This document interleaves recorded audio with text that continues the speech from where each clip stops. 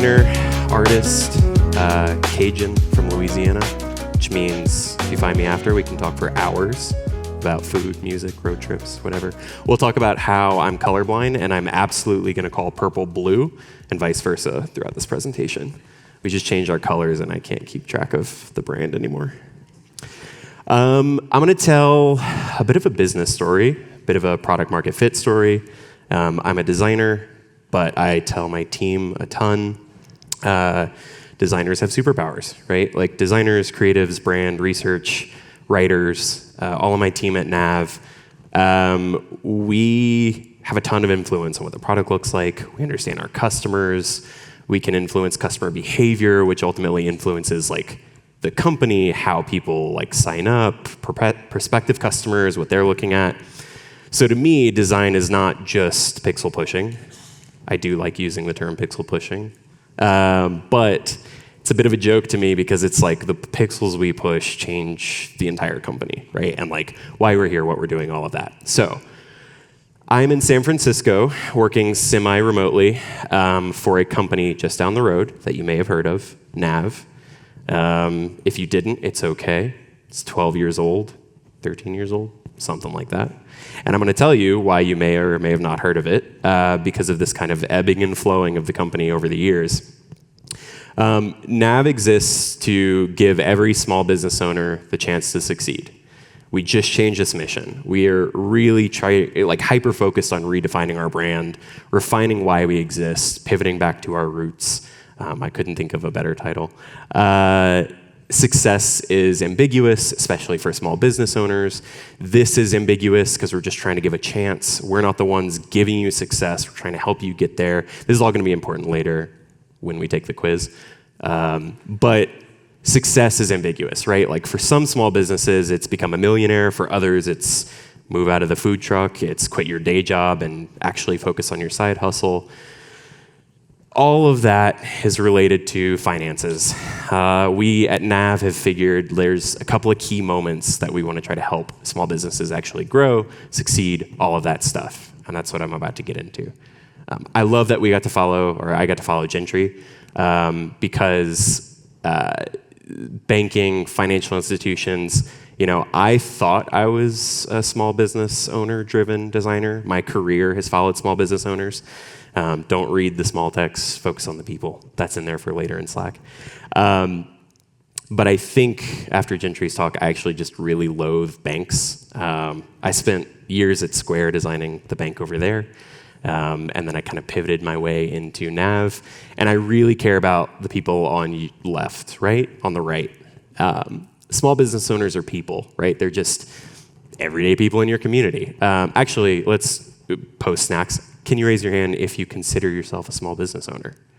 I've got a few, okay. You're probably a contractor, freelancer, you run an agency, we have some CEOs of companies that are represented here. Small business owners make up 99.9% of the US economy. It's 33.3 plus of all businesses in the US. Everyone defines it differently. The IRS, I guess, the federal government defines it as like less than 500 employees. So if you think about that, that's everyone, right? That's like your tire shops, your coffee shops, the artists selling on a corner. It might even be, a restaurant that has 5 locations in Utah that you go to. And the lifespan is actually, when you look 5 to 10 years, 50% of them are going to fail. They might try it for a couple years and fail immediately. They may succeed a little bit and then realize the location sucks. There's so many reasons, but really, they're people. I care about people. I love small business owners. So at Nav, we're looking at how do we make them successful? How do we bring about their finances? Bring them up to, it used to be, solve the death rate, but we felt like that was too morbid, so we changed that mission over. So let's go into a story about product market fit, right? So this is a 12-year company. I want to say 2012, 2011, fuzzy start. But we're looking at credit scores, right? Really simply, business credit scores. So only a few of you raise your hand. Has anyone, raise your hand if you've heard of business credit scores? Distinctly separate from fewer hands, right? Distinctly separate from personal credit scores. This is really, really common. When you start your business, no one tells you about it. When you're filing paperwork, no one tells you about it. You may, years into your business, go into a bank and file for a loan or a credit card, and you walk in, you sit down at that bank that you got a free lava lamp at, and they give you a stack of paper inches thick, and they say, fill out all these terms you've never heard of, do it correctly or we'll reject you. Wait a few days, and then when we reject you, we'll tell you about this credit score that you've never heard of, so you had no chance of getting this in the first place. They don't say it that way, but it feels that way. It's really hard. These business owners are trying to get retail locations. They're just trying to survive. A lot of them are putting payroll on credit cards, or they're paying for healthcare via a loan. So not getting that funding is one of the biggest reasons why they fail right away. So Nav finds this niche, right? Nav is like, we're going to get your business on track. Right now we're looking at a website. The best part of being a 12-year-old company is every screenshot I show you is from the Wayback Machine. So go look at it yourself. You can see the generations change throughout this presentation even. But right away, we're like, no one's heard of business credit scores. We're going to show you them. We're going to teach you how to grow them. If you were to read into some of this, we're talking about building your credit, financing based on your credit, free scores. We sell these things that we call detailed credit reports for $39.99 a month. And we're showing you all of the major bureaus. Right here is Equifax and Experian. And we're teaching small business owners, there's this thing out there, and if you just want to improve your credit score, which you've just heard of, come to us. We'll teach you how to fix it. We'll show you the number. We'll show you what's going well and what you should keep doing. We'll show you what's going bad and what you should stop doing. And you can buy these reports directly from these bureaus. At the time, you have to call them on the phone and get a fax. Hope some of you know what faxes are in the room. But that'll cost you $100, $200 a month. And if you are starting out and you are trying to grow your credit in that 6 months to get that retail location that's going to make or break your company, $40 a month is the deal, right? This is what's keeping you alive. Even if you can't read stuff, this is kind of a fun hierarchy test, actually. Notice the speed gauge, a score, a bunch of factors. It ain't pretty, but it works. And that's all we needed.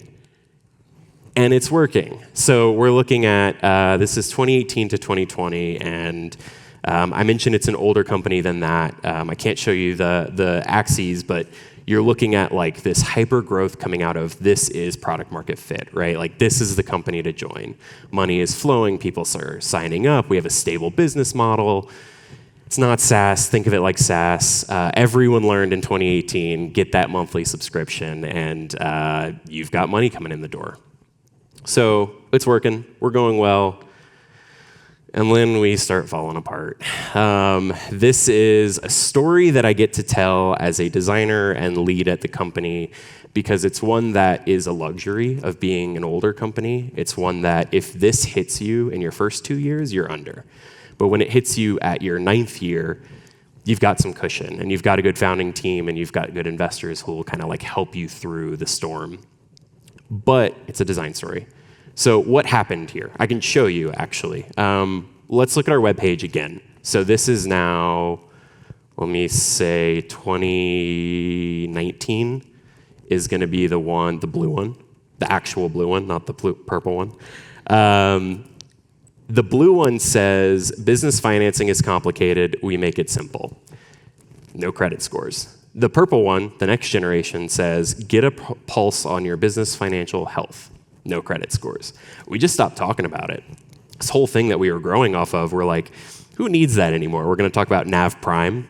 That was the name for detailed credit reports. No one had heard of that thing before. We say, get matched, get approved, save time. Very suddenly, we sound like a funding company, a loan company. We're competing with banks. We're competing with the people's products whose marketplace we're powering. This is a natural jump, right? So if you've heard of credit scores, personal credit scores, you probably think of them in a few key moments in your life. You think of, I need a car, low interest rate. You think of, I want to buy a house. You're maybe just in my case, about to get married and really scared of her seeing your bad financial habits. And so repairing credit for personal is you can go buy a program. You sign up for free credit report. That's gone. You sign up for Credit Karma, right? You just check that score. You work on whatever you need. But we know as personal credit consumers that I'm probably trying to get a loan or a car. It's really natural for a business to make this jump, right? You have that product success. I can't flick back that fast. You have that product success. You saw that growth chart going up and to the left. If you're looking for your Series B, if you're looking for your next big bump, you ask the question, well, why are people using our product? Like, what's going on? What are they looking for? We know personal credit scores. You're trying to get a loan. You're trying to get a car. So it's probably safe to assume businesses are doing the same thing, right? They need a loan. They need a credit card. Not the case at all. Businesses need credit scores for everything. In the first couple of years, they may look at personal scores, but my founder tells this amazing story, and I'll let him tell it one day. It's going on our site in a couple months. The short is he was trying to get the biggest contract of his small sign company that he started a few years ago. And when he didn't get the contract, he asked the customer, who was a friend, what's going on? And the customer said, dude, anyone can check credit reports. There's no regulation around business credit reports.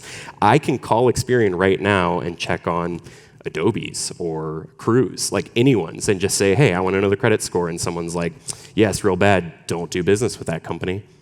So this is a bad idea. We start making those assumptions. We start looking, this is the product. It's probably hard to see again, but you see a card-based UI, and you see that every card on the left is the ideal time to get capital is before you need it. Let's get you a loan. Then we say, tell us your location so we can get you a loan. Then on the left, we say, here's a bunch of loans. The entire product is financing driven now. We were credit reports, now we're loans. Perfect storm is brewing. The product is pivoting, the marketing is pivoting. 2019, we all remember COVID, right? Small businesses are failing. The way we do business is differently. It's really hard, right? Like, I play pool at a bunch of dive bars. I love a good back alley deli sandwich. And in San Francisco, those bars that had been around for 20 years, within 6 months can't survive, and they fail. They can't get loans, they can't pay their employees, they shutter, they lose the location, rents hike. If you're a funding business, this is real bad. If you're a credit report business, it might be okay, but we didn't think about that. I guess no one did. But anyway, there's a pro and a con here. With COVID, if you're in a funding business, the pro is, does anyone know PPP or the SBA loans? The Paycheck Protection Program, that 4 to 8 month span where everyone is flocking to the US government to say, I need money to pay my employees to survive. If you're in the lending business and you can facilitate those applications, that's really good. If you're in the lending business, lenders don't want to hand out money though. And so now we have a red line. The purple is still growth. The red is churn. And between 2021 and 2023, this is the thing that'll kill a company, right? This is the one that if we weren't 12 years old, we'd be packing up and leaving the office. Our entire business model transitions to one-off transactions. We lose all of our growth. Our customers are walking out the door. They're not coming in anymore. And we, like many small business owners, had the same question on our mind. Are we going to survive the night? I'm going to fast forward. We did. I'm still here. I have a job. We're good. Don't worry. We are rebuilding right now. And the story that I want to get to all of you is that this was a design effort. It was a research effort. It was a brand effort. It was an effort in pivoting our entire company back to why we started. But it's a marketing. It's a positioning. It's a doing this tiny little upward curve and dropping that red line a little bit is a godsend. This is when we all like take a deep breath. We sit in the office. We're like, we can keep the ping pong tables. We can make it through the night. We can still serve small business owners. And it happens because we learned a few lessons. We learned some really, really hard lessons. And it happened because if you're a researcher in the room, thank you so much. We were able to take a look back at like everything I showed you that pivoted and say, 3 learnings. We are way too focused on something nobody wants. For us, it was financing, but hard pivoting based on like pure assumptions was I don't know why we did it. It's a terrible idea. We didn't research anything. We made assumptions. We moved the whole company over. We're not building for what they want. I showed you the product changes. These product changes were just based on what we thought people might click, and we spent, what Gentry said, months on projects that we couldn't revert. There was no reversion. It was just back into like, yeah, maybe the good UX will handle it. It didn't. It wasn't great UX. And we diluted our brand, and no one knew what Nav was anymore. So if you raise your hand at the beginning, if you know who Nav is, thank you. If you don't, I don't fault you. Our mission keeps changing. Our logo keeps changing. And we're at a point where we're saying, we need people to associate Nav with small business owners and with credit scores, not with financing. So, design challenge, right? This is our website. This is nav.com. You will not see this today, nor will you maybe see this ever, because we have a creative team that's better than me. But this is what designers can do, right? I get to walk into a room with our CEO, and I get to say, I threw this mock-up together. There's a bunch of placeholders. But there's two things I need a CEO to take away from this, right? I need you to see that we can shift our messaging back. We can say, build your business credit score. We can talk about ways to grow. We can say free and credit and financial health and small business owners. And you remember all those things we did in 2018 that shot that line straight up. Why don't we just like go back to that? It's fine. The second thing is real people, right? I care about people. I care about small business owners. They tell this story better than we do. Why are we not putting them right up front? And then there's a lot of like 3D models because I didn't have a lot of pictures of people.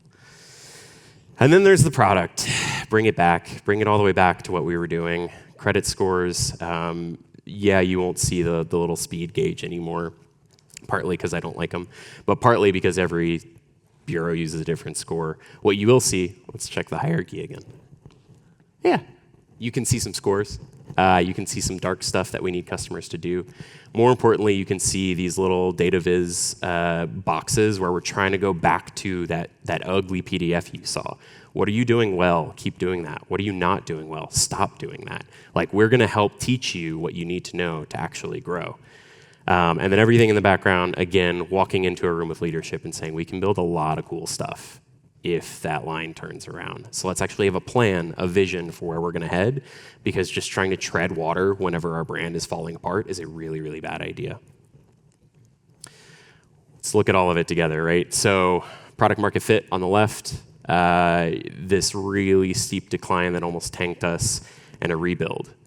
My hope as a designer with a superpower who can show people stuff, as a researcher who can actually understand what customers need, as a brand person or creative in the room who can actually tell the right message, stay away from that middle area, right? This is ego-driven. This is assumption-driven. This is getting into a place where we just sort of make, bad assumptions about customers we don't know and forget why we're building it and who we're building for and what they actually need and what they actually want. And then the tiny little switch all the way on my left is something y'all should never have to experience. So, what did we learn? Couple of quick things. I've been flying through this. Do your research. Maybe I can echo Gentry. Research is not which button looks better. Please stop posting on Twitter left or right. I don't care how your text is aligned. Don't wake up and realize that customers aren't going to use the thing you've spent years building. Like, research is understanding customer behavior, what they're actually doing, what they actually want. We found a product market fit almost by accident. Like, I told you I don't like banks. The traditional financial institution is really hard. They don't care about small businesses. And that niche we found was saying, hey, there's info out there. We can just teach them this stuff. Find that, focus on that, and actually understand what people want out of it. Listen to those customers. There's no room for egos. I used to design websites, and on the header very early on, right, like you focus on the right image and the right text, and you say these 4 words are amazing, and every customer is going to read it, and they're going to see the 2 puns I put in there, and they're going to be like, I'm going to convert because this designer is really punny. I don't do that anymore. Stop doing that. If you're not constantly A/B testing everything, especially your marketing page, it's the equivalent of someone walking down Main Street and just not even looking in your window. Be testing stuff. Understand what they want. Like, put what customers want on your front page, in your front window. Be willing to fail fast. Break things, move fast and break things. We've all heard this kind of like old San Francisco mentality that starting to not exist anymore. Quit breaking regulations is probably a better one to follow. But we all want to try really exciting, crazy ideas. We all want to ask the question of like, okay, growth is going up and to the right. We found a product market fit. What's the next thing? What gets me the Series C? How do I go public? How do I get acquired? You can only do that if you try stuff that's insane. But if you try stuff that's insane, pull it back as quickly as you can. Understand when you've failed, understand when customers don't want it, and don't fail as a company. And then lastly, be authentic. This last one is probably most important to Nav. This one is probably most important to me. If you surround yourself with the right people, if you work for people as people, people used to say, don't call them users, call them customers. At Square, we used to call them sellers. Then you inevitably all like just wrap it back into calling them users. It's fine. They are real. Small business owners are really trying to survive the night. They are trying to pay their paychecks. Your employees need to pay rent. Things are getting more expensive. Keep that in mind. I'm rambling around the thing that you may love design, you may love research or product management. We love building things really quickly, but it is not about the screens and it's not about the tech. And customers can smell the BS. They're gonna log in and see some really exciting marketing and read some text. Customers do read text, by the way. That's another one to get out of your brain.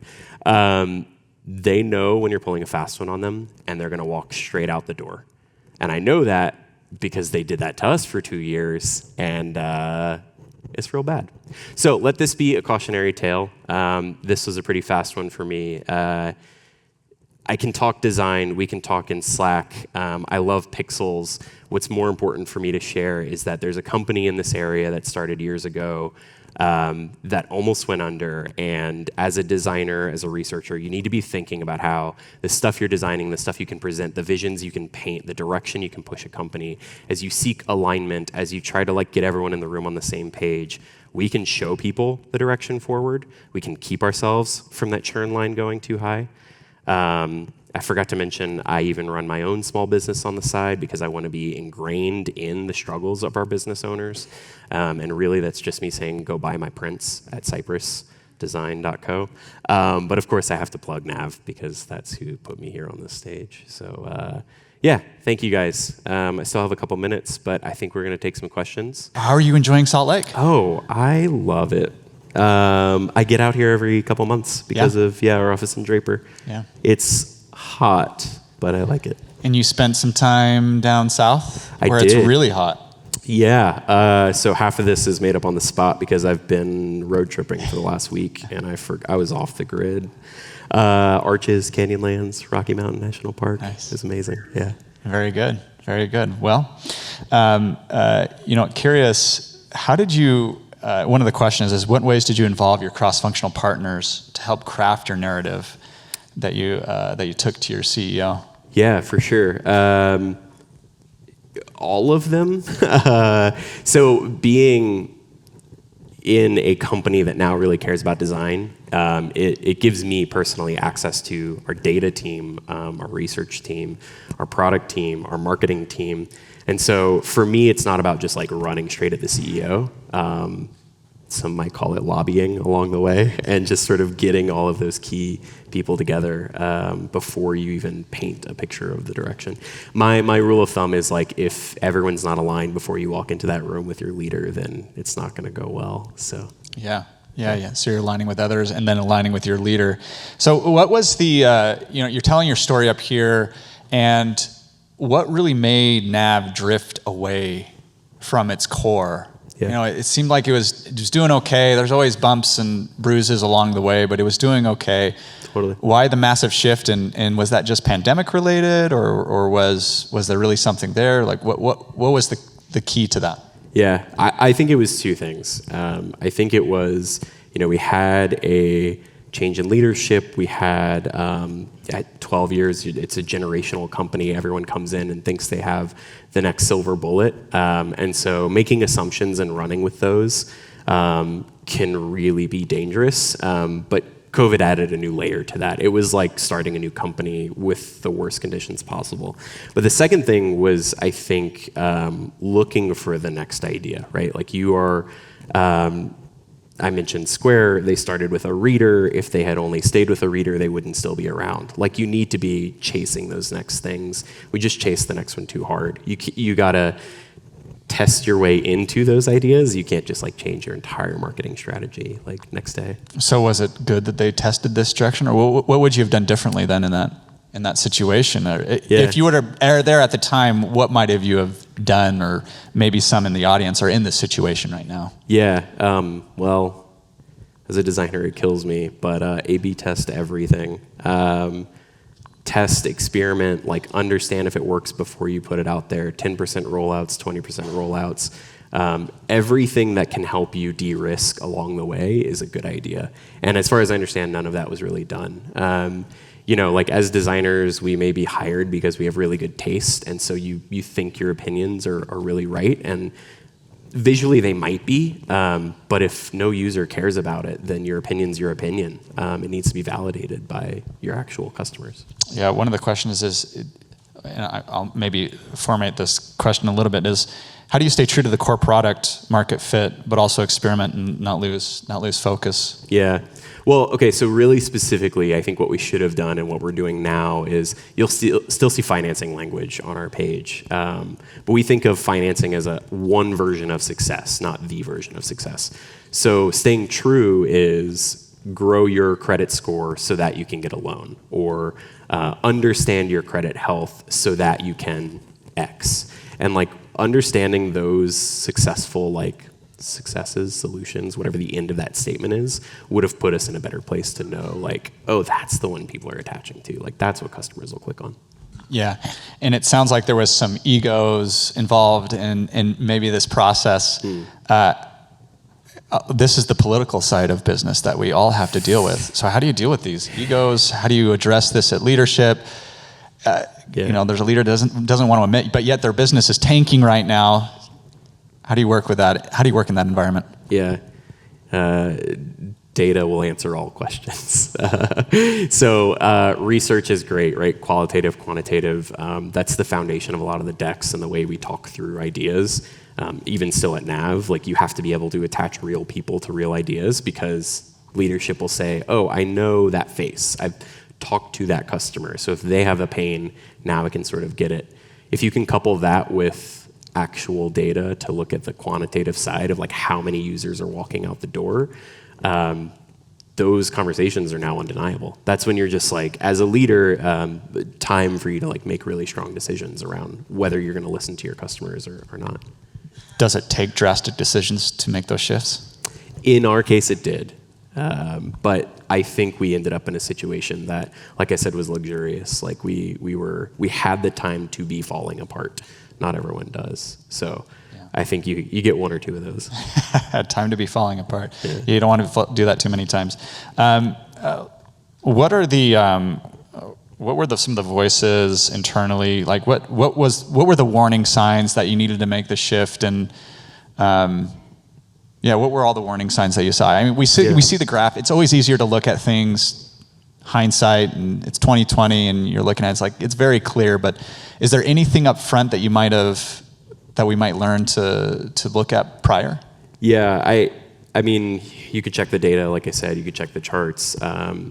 It's really hard when you're in the moment. I think that my founder and now CEO, Levi, he now has a mentality. He started like 4 small businesses, like sign companies, stuff you've never heard of. He brought back this idea that I really resonates with me, is run your startup like it's a small business. no coffee shop is going to like try to expand off of like VC money. They're going to say, do I have stable revenue coming in? Can I afford the cups? Can I afford the coffee beans? Therefore, I can open a location. We forgot that, right? We were saying like, we have some VC funding. We have some one-off loan transactions. Like maybe that money can get us to the next stage.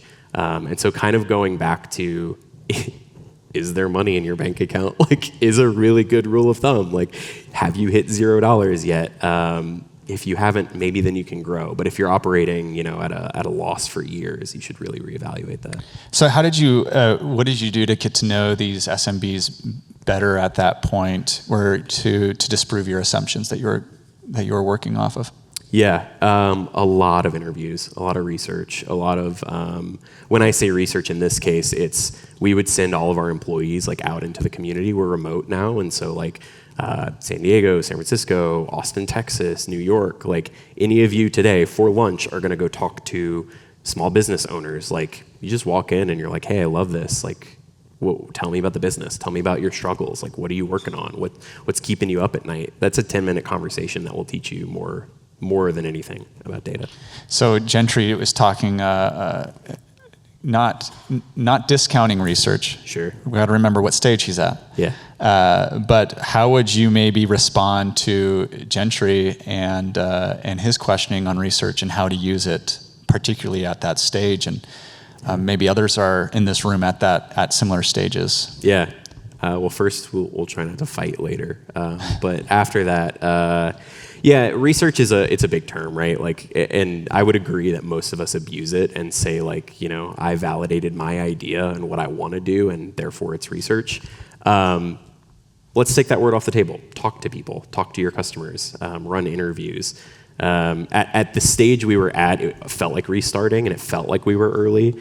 But really, what we were doing was trying to understand if like people cared about what we were building, and anyone can do that. If you're practicing, if you're like new, if you're a student, any of that stuff, like go do that with like Spotify or Lyft, or talk to your Lyft driver. You know, like they all have complaints about stuff. To me, that is a better basis for understanding if you're approaching the right problems than anything else. Great. So you're in the eye of the fire. Yep. Your business is going down. Yep. You're doing this research, and you have to figure out now how to start moving that curve back up. This is a very scary moment for you. What made you confident in saying, okay, yeah, let's move this direction? Like, yeah. You're now moving in a different direction, taking the business in a different direction. How do you help the business get along to that? Or I know it's not just you, it's all your peers and it's everyone kind of moving together, but how do you take that heat? It's really hot. I thrive in chaos. I just need like, try to talk to my therapist about de-stressing, but she knows I need the stress. No, it's the same story for why I left big companies, to be completely honest. It's like there's a safety in hanging out on the roof that like doesn't push the best work out of me personally, and I know all of our current leadership team at Nav. And so I think what we as a team have figured out is that stress will make us move really fast. It puts a fire under you that's not fake anymore. You're just like, don't give me a 6-month timeline because we might not be here in 6 months is a very different mentality. And we're starting to get out of that, but that idea of like, you can do really, really good work if you move, as quickly as you can. So what gave you the confidence then to say, yes, let's go this direction? Or maybe you weren't confident, yeah. Just got over your fear and went? Blind faith in customer interviews. Just sort of like listening to what they want, and just pivoting constantly, adapting constantly, being willing to change a web page like multiple times a day, being willing to update the product and roll things back constantly. Yeah. A previous presentation suggested that A/B testing was iffy at small scale. How do you A/B test your marketing and offering if your company is in the small space or the small one? Totally. If you are a small business. Yeah. Stop chasing stat sig if you only have 800 customers, because you're not going to hit it. To me, it's about like, I don't know if, we used to talk about this research rule of thumb for interviews and for usability testing. That was like 5 customers, 8 customers will tell you more than 50 customers, because at 8 you start to see those trends and you can adapt really, really fast. If you're chasing adaptation quickly, you only need the 5 or the 8. You just need to actually watch people and watch what's happening. You speak definitively about how things were coming apart. How were you tracking that other than lost revenue? Yeah, that's a great question, actually. Lost revenue and loss of margin, because loans are more expensive than a free monthly subscription that we made up. Employee churn is a really big one, actually. Sales churn, especially CS team. We have a lot of CS metrics now. We have people on the phone, and if calls take 20 minutes, that's a massive red flag, because your product is working so poorly that people need 20 minutes to get through it. As well as CS team churn. If people leave every 6 months, then they can't handle that heat. And that's something I think, if you have a CS team, if you are CS, shadow your calls, sit down with people, understand what people are calling in about. That's the kind of stuff that we could have seen coming. Mac, is there anything else? I also have stickers. Oh, stickers. Yeah. Okay, giveaway. Couple, come find me. All right. That's it. That's all I got. Thank you, guys. All right. Thank you, Mac.